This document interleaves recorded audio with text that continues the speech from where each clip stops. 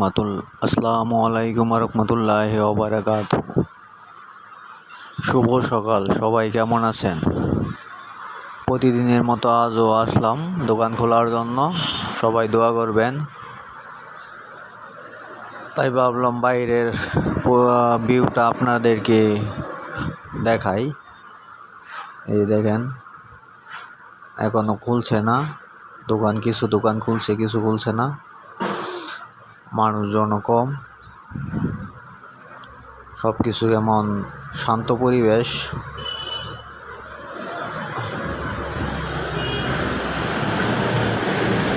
এদিক দিয়ে নতুন করে আরো 4টি দোকান কাজ চলমান আছে। এই ফ্লোর ঢালাইয়ের জন্য মাল মিক্স করা হবে।